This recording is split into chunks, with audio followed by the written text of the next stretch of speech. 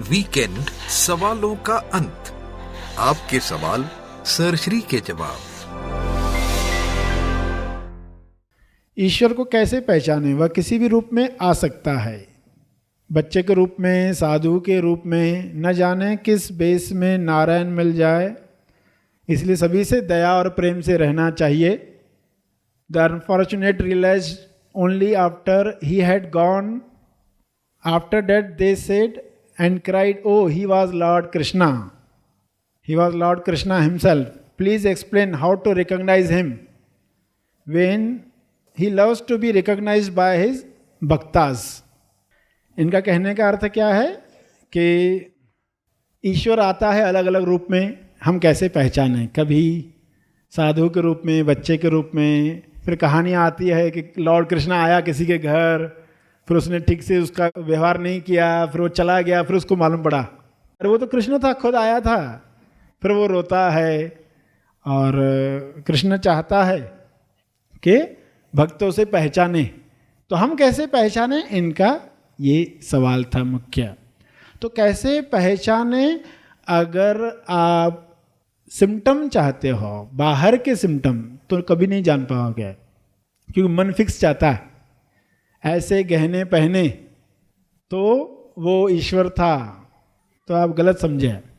फिल्में देखकर, TV serials देखकर, भगवानों के पोस्टर्स देखकर हम चाहते हैं कि कोई तो साइन हो, इस तरह के शब्द इस्तेमाल कर रहा हो, अलख निरंजन कहता हो, तो ये शिव भगवान था या ये कौन सा भगवान था।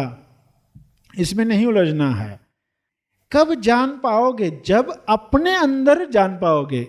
जब ईश्वर को अपने अंदर जान पाओगे तब बाहर पहचानना आसान है। और तो बाहर पहचानना मतलब फिर आप हर रूप में उसको जान पाओगे। क्योंकि ये उदाहरण सुना तो क्या लगा, क्योंकि ईश्वर एकादा शरीर के द्वारा आया। मैं जब समझ में आया कि हर एक उसका ही रूप है, जब अपने अंदर जान पाओगे तब पता चलेगा अरे ये अनुभव तो हर बॉडी में है। जो एहसास, जीवन का एहसास मैं अपने अंदर कर रहा हूँ, ठीक ऐसा ही अनुभव हर बॉडी में है। उसी के लिए ही ईश्वर शब्द आया, सेल्फ शब्द आया, क्योंकि एक तरह का है। इसलिए कहा गया कि सभी में है, एक जैसा है। बच्चे के अंदर हो कि बड़े के अंदर हो, एक जैसा है।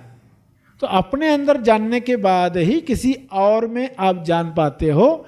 मगर अगर हमारे सवाल में ये हो कि हम बाहर कैसे जाने, तो हम बाहर नहीं जान सकते। एक फिक्स रूप के ये कहने वाला, इस तरह का कर्मकांड करने वाला, इस तरह की मांग करने वाला ईश्वर है और बाकी नहीं है, तो हम गलत धारणा में फंस गए।